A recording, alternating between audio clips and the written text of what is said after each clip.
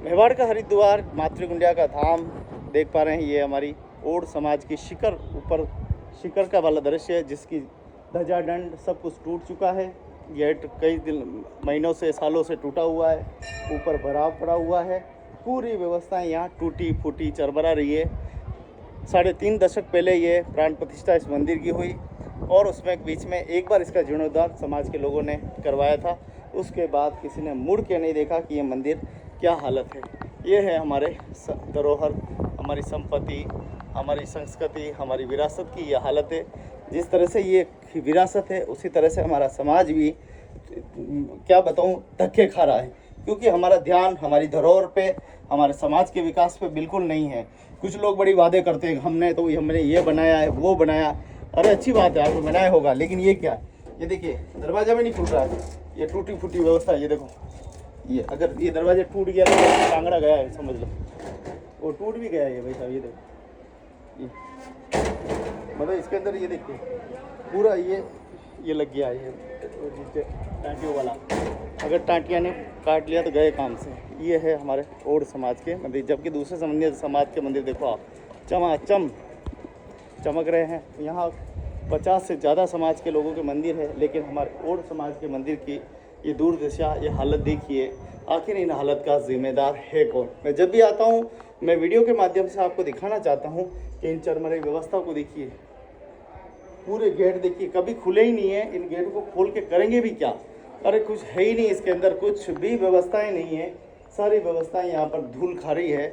बड़ा बुरा लगता है। मैं जब भी आता हूँ, मेरे को 2 दिन हो गए आज यहाँ मातृकुंडिया में। 2 दिन से ये देखिए, ये गेट टूटे फूटे। ये देखो, बनाने वाले इतिहास बना गए और हमारे संरक्षण करने वाले संरक्षण भी नहीं कर पा रहे हैं। ये हमारी हालत है। ये चरमरे व्यवस्थाएं, पता नहीं किस जन्म का हमारे ये विद्रोही लोग बदला ले रहे हैं। अरे हमसे बदला ले तो अच्छी बात है, लेकिन इन धरोहर के साथ बदला क्यों? इन धरोहर ने क्या बिगाड़ा आपका? जो पूर्वज इतना अच्छा इतिहास बना के गए हैं। देखिए आज यहाँ पर भागीरथ जी महाराज, जसवा माता जी मंदिर, और ये देखिए गंगा माता का मंदिर, लक्ष्मी माता जी का मंदिर, गणेश जी का मंदिर, मतलब आप मूर्ति सबकी यहाँ पे विराजमान की है। उनकी लंबी सोच थी, शायद 84 समाज यहाँ पर आएगा और यहाँ पर पूजा अर्चना करेगा, इससे जुड़ा रहेगा और एक सकारात्मक सोच के साथ। क्योंकि इस देवनगरी में मेवाड़ का हरिद्वार मातृकुंडिया कहा जाता है, जो वीरभूमि चित्तौड़गढ़ में मौजूद है। और जो लोग अस्थियां लेकर जो हरिद्वार नहीं जाते, वो लोग यहाँ पर आते हैं। आज भी कई लोग आज के दिन, कल के दिन और कई बार मृत्यु के बाद महीने 1.5 महीने बाद वो यहाँ आते हैं। और यहाँ पे भोजन के लिए देखिए बर्तन भी रखे गए हैं। ये सब हमारे समाज के लोगों की है। आते हैं, खाना बनाते हैं, इनको साफ करते हैं और फिर वो वापस चले जाते हैं। ये भी एक परंपरा है हमारी। ये परंपरा का अनवरत निर्वाह यहाँ पे हो रहा है और इसी सोच के साथ बनाया गया था।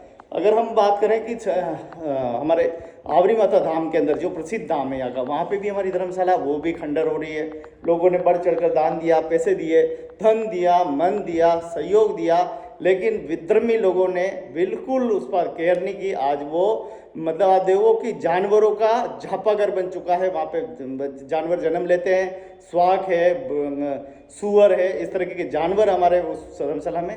अगर ये भी आप देखो कि अगर पुजारी जी 35 साल से यहाँ पर सेवा कर रहे हैं, 3.5 दशकों से बिना पैसे लिए ये सेवा कर रहे हैं। अगर इन्होंने भी ध्यान नहीं रखा होता तो यहाँ पे भी सुअर बैठे होते या स्वाग बैठे होते, तो जानवरों का होता सांप डिंडू आगे पड़े होते। लेकिन हमारे इन पुजारी जी ने हमारा मान सम्मान रख रखा है, क्योंकि हमारे दादाजी का इनसे बहुत ही पुराना नाता है। 1910 तक मेरा जितना उम्र हुई है, मेरा जन्म हुआ है, तब से ही मेरे दादाजी का यहाँ से समन्वय रहा है। मेरा पूरा परिवार ही संत परिवार है। मेरे दादाजी ने खूब सेवा की है, समाज की बढ़ चढ़कर दान दिया है, प्लॉट दिए। हमारे पास जो आखिरी जो संपत्ति बची थी वो भी हमने समाज के लिए दान कर दी। 5000 फीट शिव मंदिर और हनुमान जी का मंदिर दान कर दिया। हमने देखा कि चलो समाज के लोगों इसी आगे बढ़ेंगे, जबकि समाज के कई बड़े बड़े दंपति है, 50-50 बीघा जमीन के मालिक भी हमारे समाज को कोई योगदान नहीं दे। धिक्कार है ऐसे लोगों को। सरकार के सामने कटोरा लेकर जाके भीख मांगते हैं कि समाज के नाम पे जमीन दे दो। अरे मांगना ही मतलब आप देखिए कितनी नज़रों से तुम, और वो विधायक कहता है तुम्हारे पास क्या कमी है, 50-50 बीघा के मालिक हो और तुम मेरे पास कटोरा लेकर आए हो, कागज़ लेकर आए हो, और मैं क्या डालूँ इसके अंदर। आपको शर्म आनी चाहिए, शर्म से डूब मरना चाहिए। कहीं जाके फतेह सागर मुझे दिख रहा है ये मेवाड़ का जो हरिद्वार है ना, ये ज़्यादा अच्छा रहेगा, यहाँ आके अपना नाक डुबा के मर जाना चाहिए। किसी से मांगना चाहिए सामर्थ्य होते हुए भी। अगर मेरी जेब में 10 रुपये पड़े हुए हैं और मुझे भूख लगी है और मुझे 5 रुपये का या 1 रुपये का नाश्ता करना है, तो मैं कई देर नहीं करूँगा। 1 रुपये के नाश्ते के लिए भी मैं दूसरों के सामने गिड़गिड़ाऊँ, भीख मांगनी पड़े, ये किसने सिखाया। समाज में इतनी ताकत है, समाज ने हमेशा सहयोग दिया है, समाज हमेशा आगे रहा है, 10-10 रुपये का भी सहयोग देता है, समाज कतई पीछे नहीं है। लेकिन इस 4-5 सालों में जो समाज की दूरियां बढ़ी है वो बहुत ही दयनीय है। आने वाले समय में समाज के लोग रुष्ट हुए हैं, समाज के लोगों को विश्वास उठा है। इन विधर्मियों ने पैसा भी लिया है, बर्बाद किया है और संपत्तियों का नुकसान किया है। ये देखिए, ये धर्मशाला भी उसी की भेंट चढ़ी है। जब ये धर्मशाला का उद्घाटन हो रहा था, तो उसी समय कुछ लोगों ने मेरे दादाजी पे आरोप लगाए थे कि ये पैसा खा गए, इस तरीके के लगाए थे। मेरे दादाजी मुड़ के इस मंदिर पे वापस नहीं आए।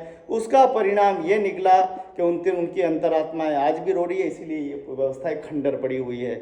आप सोचिए, किसी को सच्चे व्यक्ति को आप गिराने की कोशिश करोगे, ईश्वर का डंका ऐसा बजेगा कि तुम बच नहीं पाओगे और एक दिन तुम्हें बहुत रोना पड़ेगा। रोने के लिए आंसू कम पड़ जाएंगे।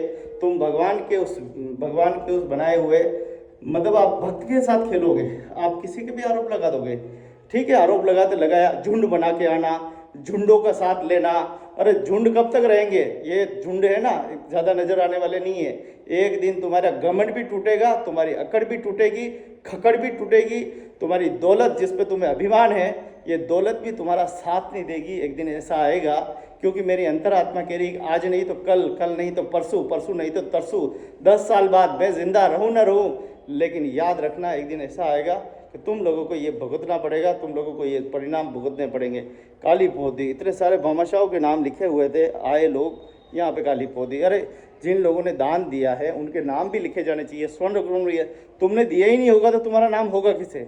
देनदार कोई और है, बेजत है दिन रैन, लोग भंवर पे हम करे या तो नीचे नैन। देने वाला कभी नाम नहीं लिखवाता, देने वाला हमेशा सबके सहयोग करता है। इसीलिए देनदार की बात ही अलग है। और ये जो लुटेरे हैं समाज के, जो फेंकू चंद है, इन फेंकू चंदों से बचना चाहिए। ये गुमराह कर रहे हैं, ये अनपढ़ बनाने की साजिश कर रहे हैं, ये समाज को पीछे ले जाने की कोशिश कर रहे हैं, ये फिर समाज को 90 के दशक में ले जाकर ये चरम रही व्यवस्थाएं हमारे बच्चों को, आने वाली पीढ़ी को मजबूर, लाचार और मजबूर बनाकर छोड़ेंगे। अगर वास्तव में हमने एक साथ इनका विद्रोहियों का जवाब नहीं दिया, आने वाला समय तुम्हें कभी माफ़ नहीं करेगा। गोविंद लाल ओड रहे ना रहे, लेकिन तुम अपनी नज़रों में एक दिन जरूर गिर जाओगे अगर तुमने सत्य का साथ नहीं दिया। मैं महादेव जी से कामना करता हूँ, इस पवित्र मेवाड़ की इस हरिद्वार से माँ गंगा से प्रार्थना करता हूँ, इसे लोगों को सद्बुद्धि दे। और ये लोग अगर काम नहीं कर सकते तो साइड में हो जाए, और जो लोग काम कर रहे हैं समाज के अगुवाई के लिए, उन्हें आगे आकर इन व्यवस्थाओं को ठीक करने दे। तुम वैसे भी 12 महीने में एक बार उठते हो, तुम्हें उठने का तो टाइम ही नहीं है। कुंभकर्ण की भांति हो, साल में एक बार उठकर आते हो तुम। कुंभकर्णों से तुम्हें हमें लेना देना ही क्या है। तुम्हारी नींद तो एक दिन के लिए खुलती है और फिर सो जाते हो 12 महीने के लिए। तो तुम्हारे से हम अपेक्षा ही क्या कर सकते हैं, तुम समाज का विकास करोगे। तुम्हारी वो झूठी पोथियाँ जिसमें तुमने लिखा हुआ है, झूठे वादे जिसके तुमने अंदर लिख रखा है कि बच्चों को पढ़ाएंगे, शिक्षा को बढ़ाएंगे, महिलाओं को रोजगार देंगे, समाज को आत्मनिर्भर बनाएंगे, झूठे मक्कार कहीं के। अरे बेशर्मो, उस पोथी को भी डालो किसी कूड़े में और तुम भी उसी कूड़े में जाके मर जाओ झूठले, क्योंकि तुमने जीवन में कुछ किया ही नहीं। तुमने अपने लोगों की मदद नहीं की, तुम्हारे अपने परिवारों की, तो तुम दूसरों की मदद क्या करोगे। अरे मदद करने वाला कभी कहता नहीं है, मदद करने वाला बिना कहे बहुत कुछ कर जाता है। मेरी ये भावात्मक स्टोरी बना रहा हूँ, ये भावात्मक मेरे विचार जो है आपके समक्ष लग रहा हूँ। ये मेरे भाव है, क्योंकि मेरे भाव इसलिए है कि मुझे मेरे समाज की चिंता है। कई लोग मुझ पर आरोप लगाते हो तुम इस तरह की वीडियो क्यों बनाते हो। मुझे दर्द होता है भाई साहब, तो मैं बनाता हूँ, क्योंकि मेरी अंतरात्मा दुखती है तो मैं बनाता हूँ। और जब तक मेरी अंतरात्मा दुखती रहेगी, मेरी ये संपत्तियाँ रोती रहेगी, तो मैं भी चैन से बैठने वाला नहीं हूँ। तुम्हारी जितनी ताकत है लगा देना। गोविंद लाल ओड को रोक सको तो रोक के दिखाना। गोविंद लाल ओड मर भी जाएगा, लेकिन इस प्रकार की चरमराई व्यवस्थाओं पर आवाज़ उठाता रहेगा। मेरे ओड़ बिरादरी के लोगों से निवेदन कर, तुम सच्चे वास्तव में ओड़ हो, इस वीडियो को अधिक से अधिक शेयर करो ताकि उन विधर्मियों तक पहुँचे और ये जो समाज की व्यवस्थाओं पर जो मगरमच्छ बन के मगर बने हुए हैं, इन मगरों को कुचलने का काम करो ताकि ये कुचल कर मरेंगे तभी ये समाज का भला होगा, उससे पहले भला होने वाला नहीं है। आप सभी को हर हर महादेव। प्रभु आप पे सब पे कृपा दृष्टि बनाए रखे, माँ जसमा जी कृपा बनाए रखे, सगर सम्राट बनाए रखे, भागीरथ जी कृपा बनाए रखे। और ये भागीरथ वाला समाज है हमारा, याद रख लेना, किसी ठेके के ऊपर मत दिखाई देना, ठेके के ऊपर नहीं, हमारे पूर्वज गंगा लेकर आए हैं, गंगा के घाट पे दिखाई देना, इस मेवाड़ के हरिद्वार में दिखाई देना, अच्छी जगह दिखाई देना। इन नशेड़ियों के अड्डे से दूर रहोगे तो सशक्त समाज, उन्नत समाज, सभ्यत समाज, संस्कारित समाज बनाने में हम सब मिलकर कोशिश करेंगे। और इन गर्दुल्लों के साथ अगर तुम रहोगे तो ये गर्दुल्ले तुम्हें गर्दुल्ले बना के छोड़ेंगे और तुम्हारी आने वाली पीढ़ियों को भी ये गर्दुल्ले बना देंगे। मैं इतनी सी बात करके मैं अब समाप्त करता हूँ और जिम्मेदार लोगों को अभी भी निवेदन करता हूँ कि समझ जाइए, कुछ करना है तो कर दीजिए। वैसे भी गोल करियो जो चल रहा है, तुम्हारा ही काल चल रहा है, गोविंद लाल ओड़ रहेंगे, ऐसे कई गोविंद लाल ओड़ पैदा होंगे और इन व्यवस्थाओं पर आवाज़ उठाते रहेंगे। जय हिंद, जय भारत, जय ओड़ समाज।